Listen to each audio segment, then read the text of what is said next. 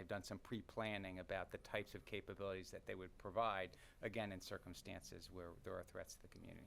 I'll probably take this opportunity to first, I take the opportunity to highlight the first responders and the amazing work that they have done and will continue to do in this effort.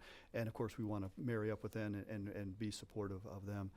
Specific to your question on the comfort, we've been in close coordination with both FEMA as well as the governors and the local state authorities. And at this point, we just don't think that capability is needed at this time based on the robust capability we have in the surrounding communities for medical support. Hope, and if you would, identify your outlet for us, please. Hope Suck with military.com. Tom actually took my question, but I guess I'll follow up on it, which is, so you've got a situation in Onslow County where the instruction of the civilian authorities and the military authorities is in direct contradiction, and there's a lot of angst coming out of that. I mean, in general, was that decision made by the base commander in collaboration or coordination with Northcom, and is there concern, kind of about the mixed messages where, the civilian authorities are saying to get out and the military is saying to stay? I would say first the decision was made at the installation level, and we support the decision of our local installation commanders. Jeff Schlogel, task and purpose. Thank you. General, can you say how many Marines are aboard the Kearsarge and the Arlington? Yeah, I can get to the specific numbers of the Marines that are on board, but essentially it's a light special MAGTF equivalent on board. So this is a robust capability and capacity, and it's going to be well suited, especially the MV-22s that have not only the vertical lift but a lot of capacity to bring on board. So this is robust capability and capacity that will come to bear if required, and again, following right in the footsteps of the storm coming in. Are all the pararescue units, are they all special operations? They're not all special operations. In fact, we have all of the services have contributed to the pararescue and the rescue operators that are available for us. Thank you. Sure. Please state your name and outlet. Brian Everstein with Air Force Magazine. General, you mentioned the pararescue standing by at Moody, but there are some teams coming in from, I think, New York, California, and Alaska at Dover. Are they being forward deployed to any other locations, or are they standing by? And can you give me a sense of what other forces you have standing by outside of the immediate area? Right, I sure can. And one of the things that I would talk to is what we call our second echelon forces. And so what we're looking at is we have this immediate response capability that we know that we need, but we also want to balance that with not putting additional people at risk within the affected area. And so we've also put, besides those that we've talked about here, we've put people in what we call a PTDO, prepare to deploy order, normally at about a 24-hour string that we have them on to respond. And we have them all over the nation ready to respond with the full capability and capacity of the Department of Defense that will be able to be applied here. This is a bit of a microcosm of that in the sense that this is forces that we have that we are bringing forward. In this case, these are Guard forces that have been brought forward under the agreements between the states to bring that capability forward, that we know we have great rescue capability within those 3 units. So they're staying in Dover for now? Stay in Dover for now, but they will be moved forward. Ryan Brown, CNN. Hello, General. Thank you for doing this. You talked a little bit about preserving the forest and the need to move certain assets out of the area. Do you have a kind of an overall number of how many assets and personnel have been relocated, given the high concentration of military facilities in the Carolinas and in the area? Do you have an overall number of how much has been relocated? We can get that number for you, but it will be a moving target in the sense that there's some that moved out early, there's some that are continuing moving out now, and then we'll also be bringing them back in a stair-stepped manner as well. But we can continually update on that movement of that number that will be over time continually changing. Courtney Cubey, NBC. Hey, one quick one for you, General Shaughnessy. The prepare to deploy order, how many people are on that right now? Do you know how many? Thousands?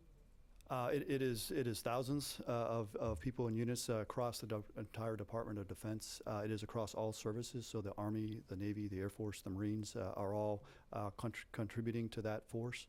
That the individual units have been sourced in the sense of they know that they're on that PTDO and they are prepared to respond. Then I know this is kind of a tough question, but what do you think, I mean, so once the storm hits, what do you think is going to be the first military assets that start responding? You mentioned search and rescue, but are we talking about helicopters and things off of the ships because they're coming in behind it, and so they will have, the weather will are we talking land, like vehicles driving up? I think it's going to be both the helicopters and the land vehicles coming from the south and the west and the north would be the first responders, depending on exactly how the storm tracks. But they'll be able to get in because of the weather conditions, get in sooner than probably coming in from the sea. But that said, we'll have to watch the changing weather conditions to see which will be first. So like the guys from down at Fort Stewart in the high vehicles, they'll probably be among the first. Right, and that so, we'll see. and these are not static, so the forces that we have, especially the vehicles that have the capability to operate within the high water, we are actually literally hour by hour looking to see where's the best position to push them forward. We want them absolutely as close as we can get without putting them at risk, because we don't want to lose them before we actually have an opportunity to use them. And then one more thing, in your opening statement, you mentioned, or I'm sorry, forgive me, I'm not sure which one of the two of you said this. You mentioned that Secretary Mattis had pre-approved some actions for life-saving. What does that mean? Does that mean that the military could move forward without a governor's request for? No, the intent is at the installation. So at pick any of the installations, the commander there has relationships with the first responders in the surrounding community, and they also have capability and capacity within the installation, whether it be firemen, whether it be the ability to respond to an event. That commander has the ability to use that force, the force that they physically have on that installation, to support the local community efforts there for the life-saving type events. But in addition to that, the Secretary of Defense, a number of movements of Title X U.S. forces into states to provide relief operations require his authorization. So he pre-authorized, so there would be no delay in responding to requests when we receive it. He pre-authorized the authority for those forces to be provided, typically through FEMA or HHS if there's a medical need. Is that standard or is that new? Is that a? That's standard. Tara Kopp, Military Times. Thank you. I just had a couple of follow-ups on the so on the search and rescue. You know, we've previously seen, especially with Harvey, multiple basket rescues of people on roofs. But one of the things that came out of that is that the Osprey wasn't best suited for that because it's so powerful that it was people couldn't get in the baskets. What are you going to envision using the Ospreys for? And then once people are rescued, are they being taken back to the Kearsarge? Or are they being taken? Do you have a forward position that you want to bring these people to for medical care and other? We do, and that's rapidly changing as well, but that's in close coordination with FEMA and with the local authorities, and each individual rescue effort will be specific to that effort and coordinated within the search and rescue enterprise. Specific to your MV-22 question, it has amazing capability, and that capability is that we can bring in a much heavier footprint with the MV-22, and we can use it to either bring position forward, bring supplies in, bring capability into a place that you couldn't obviously land an airplane, you couldn't drive a vehicle, and you can access things with the MV-22 with enough capability and capacity to carry within it that makes it a tremendous asset. Okay, so it's more for carrying things and not for doing the Correct. That is correct.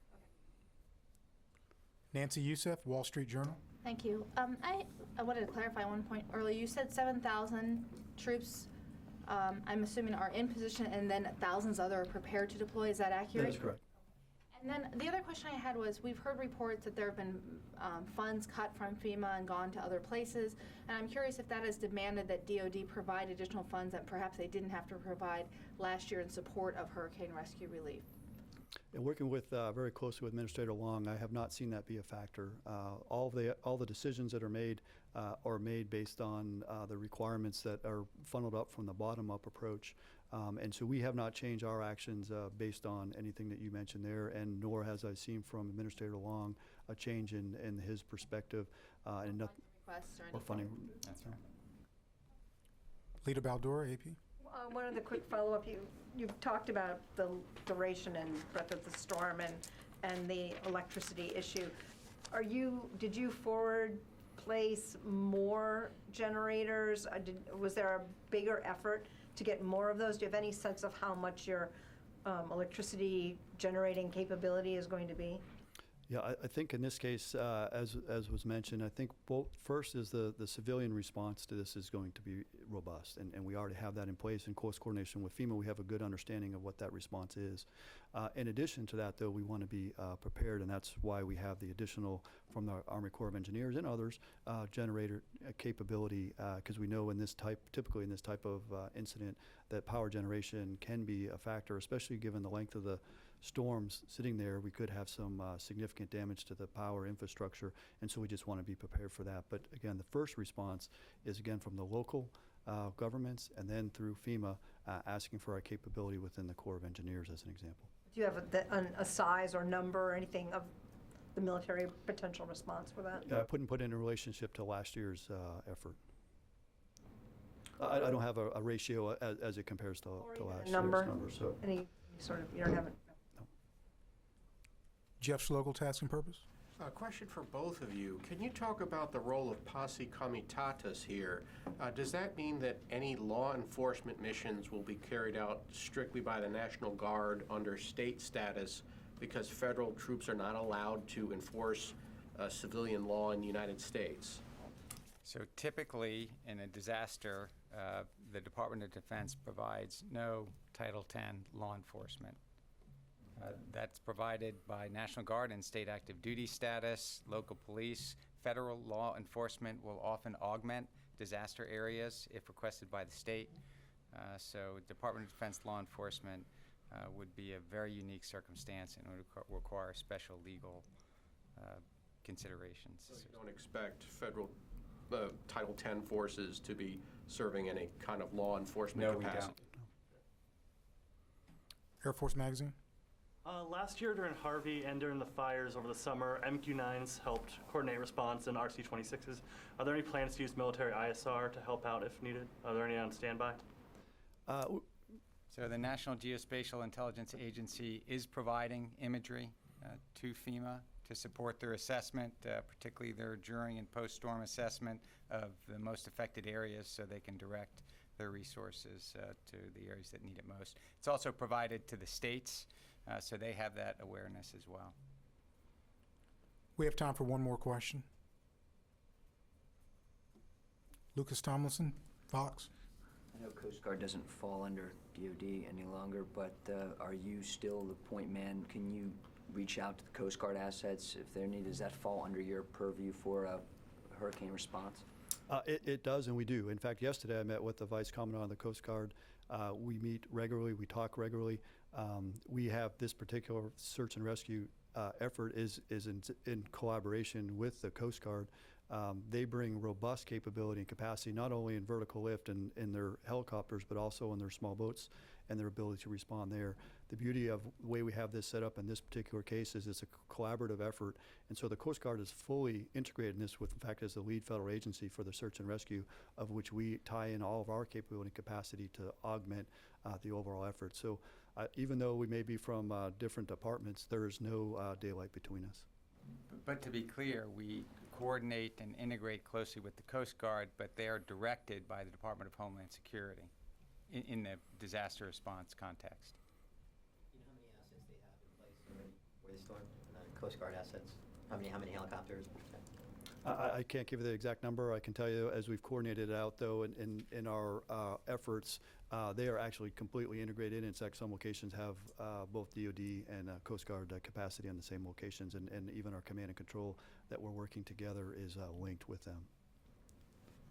Speaking of planning, do you expect to do more briefings here in the coming days if necessary?